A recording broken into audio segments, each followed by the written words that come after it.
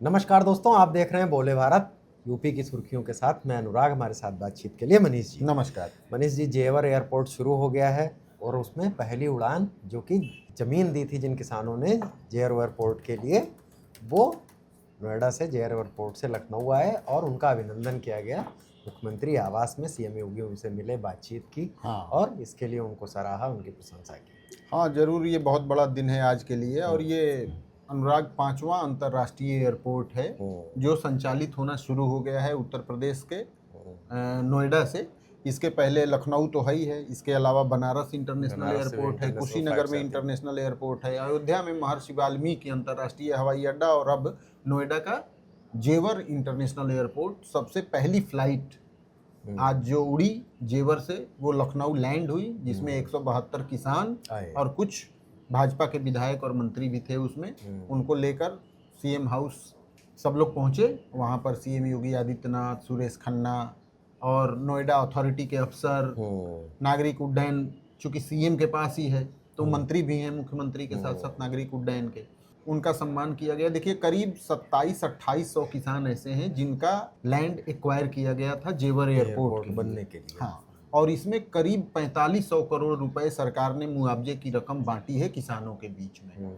लेकिन ऐसा पहली बार हुआ है किसी भी प्रोजेक्ट में, चाहे वो एक्सप्रेसवे के लिए हो, चाहे और स्कूल कॉलेज या किसी चीज के लिए हो, किसी की जमीन एक्वायर करने के बाद सम्मान स्वरूप उनका अभिनंदन करना, इस तरह से धन्यवाद करना, हाँ, ये पहली बार देखने को मिला है। हाँ, और इसमें बहुत किसान गदगद हैं, क्योंकि देखिए जमीन एक ऐसी चीज है ना जिसको लेकर बहुत इंसान भावुक होता है, बहुत भावुक होता है। तो अब उनको नोएडा पहुंचा भी दिया गया है सभी किसानों को। और एयरपोर्ट की खासियत बहुत सारे लोगों ने बताई जो अपना अलग अलग शहरों के लिए जहाज लेने के लिए आए। वो देखिए, बाकी एयरपोर्ट से इन मायनों में अलग है कि ये आप ऐसे समझ लीजिए कि आईजीआई जो कि दिल्ली में एयरपोर्ट है उसके समानांतर इसको बनाया गया है ताकि उससे दबाव कम हो सके। तो इसमें नहीं, सहूलियत की बात यह है कि यूपी में लखनऊ या बनारस का ज्यादा मोबिलाइजेशन नोएडा के लिए होता है अनुराग, और नोएडा के लिए इंदिरा गांधी इंटरनेशनल एयरपोर्ट लोग लैंड करते थे दिल्ली में, और फिर वहां से 2 घंटे लगते थे नोएडा पहुंचने में। जितनी देर में फ्लाइट से दूना समय लगता था उनको दिल्ली जाने में। और वैसे भी ये तो उत्तर प्रदेश के लोगों की बात हो गई, वैसे भी वहाँ जो लंबी लंबी लाइन्स होती थी इंटरनेशनल फ्लाइट्स की, और किराया भी देखिए कितना है, 3500 से 4000 रुपए जेवर एयरपोर्ट का लखनऊ से किराया है नोएडा पहुंचने का। यदि आप दूसरी गाड़ियां देख लेंगे जिसमें स्पेशल ट्रेन्स हैं या शताब्दी है, कमोबेश उनके किराए तक का मामला पहुंच जाता है वहां तक। बिल्कुल बिल्कुल।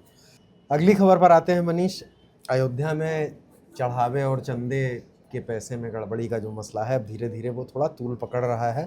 इस बारे में उत्तर प्रदेश सरकार ने अपनी एसआईटी गठित कर दी है और तमाम सारे वक्तव्य, लोगों के विरोध, विपक्ष की बातें भी अब सामने आ रही हैं। तो अब एसआईटी टीम इस पूरे मामले की जांच करने के लिए अयोध्या पहुंचेगी।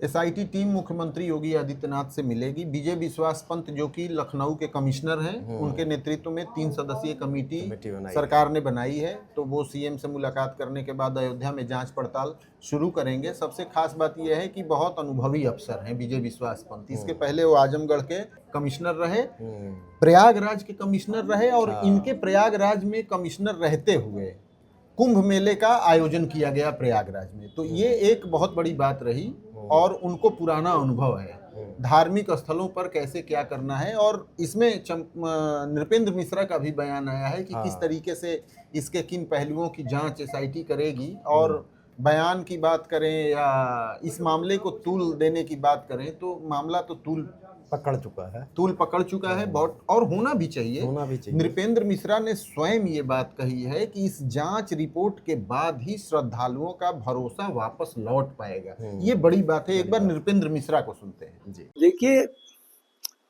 मैंने कल भी कहा था, राज्य सरकार ने जिस गति से यह निर्णय लिया है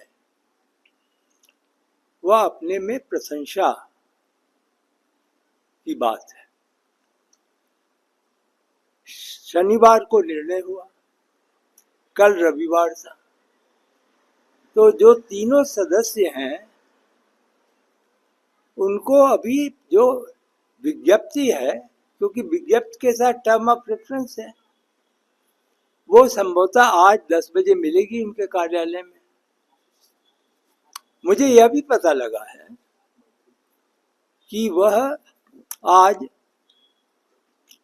जो टीम एसआईटी की है वो शीर्ष स्तर पर मार्गदर्शन के लिए, आशीर्वाद के लिए वह मुख्यमंत्री जी से भी भेंट करने का अवसर, उसका उन्होंने अनुरोध किया है और उसके तत्काल बाद वो यहाँ का आकर के कार्य शुरू करेंगे। तो मैं नहीं समझता कि किसी प्रकार इसमें अब ढिलाई बरती जाएगी। इसके कई पहलू हैं। एक आपराधिक पहलू है, दूसरा भविष्य के सुधार का पहलू है। ये दोनों जब हो जाएगा तभी श्रद्धालु का विश्वास हम जीत पाएंगे। तो इसके लिए पूरी तरीके से ट्रस्ट ने अपना मन बना लिया है और जितना सहयोग ये समिति एसआईटी चाहेगी, जिला प्रशासन से भी मेरी कल बात हुई, उन लोगों ने भी पूरी तरीके से जो भी हो सकता है सहयोग की बात बताई है। तो ये एक टीम एफर्ट है और एक तरीके से इस मंदिर में एक मोड़ जो क्रॉस रोड था वो आया।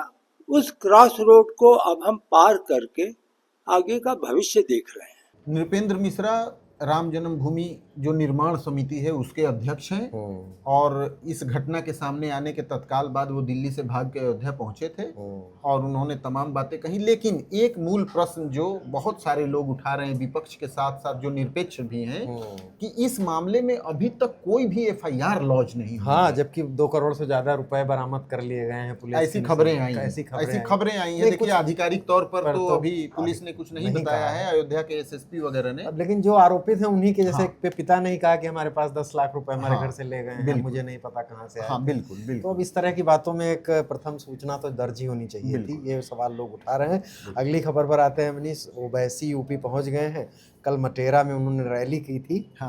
और रैली में बड़ा आक्रामक भाषण दिया और उनकी पार्टी, और वो कह रहे हैं कि 200 से ज़्यादा सीट पे लड़ रहे हैं। आज भी उन्होंने लखनऊ में मीडिया से बातचीत की और उसमें कहा कि हम तो बीजेपी को रोकना चाहते हैं और उसको सत्ता में आने से रोकना है, और अगर हमको कोई इज्जत के साथ गठबंधन में रखेगा तो हम गठबंधन कर लेंगे। देखिए सबसे बड़ी बात यह है ना कि असदुद्दीन ओवैसी यूपी के दौरे पर तभी आते हैं जब विधानसभा चुनाव या लोकसभा चुनाव होने हैं। यूपी बिहार वो तभी जाते हैं। बिल्कुल। और बिहार के नंबर से वो उत्साहित हो सकते हैं क्योंकि उनको लगातार दूसरी बार विधानसभा के चुनाव में बिहार में उनको 5 सीटें मिली। लेकिन यूपी में कोई बहुत सफलता उनको कभी नहीं मिली। 2022 का आपको फिगर दे दें अनुराग, 95 सीटों पर एमआईएम के कैंडिडेट खड़े थे, सभी 95 लोगों की जमानत जब्त हो गई। लगभग 4.5 लाख को वोट मिले। हाँ, लेकिन यही सबसे बड़ी तसल्ली की बात है असदुद्दीन ओवैसी की कि लेफ्ट पार्टियां, आम आदमी पार्टी, यहाँ तक कि आजाद समाज पार्टी चंद्रशेखर आजाद, इन तीनों चारों पार्टियों से ज्यादा वोट असदुद्दीन ओवैसी की पार्टी को मिला। हाँ, ये कह सकते हैं। हालांकि उतनी सीटों पे चंद्रशेखर लड़े। लेकिन अब सवाल ये है कि 19% मुस्लिम वोट बैंक में कितने खांचे में वो बटेगा। ओवैसी क्लेम कर रहे हैं, मायावती क्लेम कर रही हैं, चंद्रशेखर क्लेम कर रहे हैं, समाजवादी पार्टी तो सबसे बड़ी स्टेक होल्डर और कस्टोडियन है ही है, कांग्रेस भी उम्मीद लगाए है। और मटेरा, एक चीज और भी है, मटेरा को उन्होंने चुना। यासर शाह का बहुत मजबूत किला है। हाँ, मटेरा को उसकी चुनने की 2 वजह है मनीष, मुझे लगती हैं। एक तो जो सलार मसूद गाजी की बहराइच में मज़ार है, और जो मज़ार के बहुत सारे अनुयायी और वहाँ के प्रबंधन वगैरह से जुड़े बहुत सारे लोग मटेरा से हैं। सघन मुस्लिम बहुल वाला विधानसभा है और समाजवादी पार्टी अक्सर वहाँ से इस तरह। देखिए 2012 में जब से वो बनी है, सीट पर मटेरा नाम हुआ उसका जब से विधानसभा का, तब से यासर शाह 2 बार विधायक रहे, मंत्री भी रहे वो, और इस बार उनकी पत्नी मारिया शाह से विधायक बनी है। तो उसमें ये भी एक मजबूत एंगल है ना कि अभी उसमें मेला वेला यूपी सरकार उसको बिल्कुल, लेके बिल्कुल। आक्रामक रहती है, ओपी राजभर भी उसको लेके बोलते हैं। बिल्कुल। उनकी पार्टी के जो प्रदेश अध्यक्ष हैं लेकिन शौकत अली, सबसे खास बात वो ये है तो अनुराग, सूफी संत हाँ, वगैरह उनको बताते लेकिन रहते जब हैं। ये सवाल असदुद्दीन ओवैसी से पूछा गया कि यहाँ का मेला रोक दिया गया, तो उन्होंने कोई ऐसा तल्ख बयान नहीं दिया। हाँ। उन्होंने कहा कि सरकार ने ऐसा क्यों किया, जो कि उनके बिल्कुल व्यवहार के विपरीत जवाब दिख रहा था। वो ये चाहते हैं कि मुस्लिम ध्रुवीकरण, मुस्लिम इस मुद्दे से थोड़ा सा सेंसिटाइज हो, हाँ। लेकिन उल्टा फर्क ना पड़े, शायद बिल्कुल, इसलिए बिल्कुल, वो बिल्कुल। और वो वैसे भी बहुत जब चाहते हैं तो वो जैसा चाहते हैं वैसा बोलते हैं। बिल्कुल। उनको ये समझ है कि इस बयान को क्या असर कैसे पड़ने वाला है। तो ये तो हो गई ओवैसी के यूपी में आने की बात। बाकी मौसम पर भी बात कर ली जाए। मौसम अभी बारिश कभी आती है जाती है, गर्मी से थोड़ी राहत जरूर मिली है, खासतौर से टेम्परेचर से। एनसीआर में आज मौसम ख़राब है और कुछ जगहों पर बारिश के अलर्ट हैं और कुछ जगहों पर टेम्परेचर 41-42 डिग्री के आसपास है। और अब यह है कि कुछ उमस वगैरह बढ़ेगी, मानसून भी आने ही वाला है। मानसून के आने में अभी टाइम है अनुराग, 5 से 6 दिन। 20 तारीख तो तय तिथि है, लेकिन 1-2 दिन इधर उधर हो सकता है मानसून के आगमन को लेकर। लेकिन एनसीआर में पौ फटने के साथ ही दिल्ली और उसके आसपास गाजियाबाद और इन शहरों में बारिश हुई। लेकिन मौसम विभाग ने पूर्वी उत्तर प्रदेश के लिए भी आज के लिए ऑरेंज अलर्ट जारी किया है, यानी पूर्वी उत्तर प्रदेश के तमाम जिलों में बारिश हो सकती है, अंधड़ आ सकता है। लेकिन गर्मी अब उमस वाली तेजी से बढ़ेगी प्रदेश में, खासकर पूर्वी हिस्से में, क्योंकि जब मानसून का आगमन होता है तो उसके पहले बहुत तकलीफ होती है, आर्द्रता बढ़ती है। बिल्कुल आर्द्रता बढ़ती है और उससे बहुत तकलीफ देह मौसम हो जाता है। लेकिन अंधड़ बारिश का फिलहाल कोई प्रेडिक्शन नहीं है। अगले 10-12 घंटे पूर्वी उत्तर प्रदेश के लिए अंधड़ बारिश के हिसाब से अहम हो सकते हैं, लेकिन बाकी प्रदेश में कहीं भी अंधड़ बारिश का मौसम विभाग ने अनुमान नहीं लगाया। और एनसीआर में तो मनीष ये है, अभी कुछ दिन पहले भी इतनी तेज आंधी हवा चली थी एनसीआर में कि नोएडा वगैरह में तमाम पेड़ सड़क किनारे गिर गए थे। नहीं, संडे को इतनी तेज अंधड़ और बारिश देहरादून में आई कि कम से कम दर्जनों गाड़ियां उसकी चपेट में आई। बहुत खराब। नोएडा का आप समझ सकते हैं सुबह सुबह ऑफिस जाने की किस तरह की वो है, और वो बहुत लोकल ट्रैफिक भी उससे बहुत प्रभावित होता है। तो शहरों में तो आंधी बारिश थोड़ा सा अलग तरह से प्रभावित करती है। तो यूपी की सुर्खियां आज यहीं तक, कल फिर नई सुर्खियों के साथ हाजिर होंगे। तब तक देखते रहिए बोले भारत, अपनी राय से भी अवगत कराइए। नमस्कार, धन्यवाद। नमस्कार।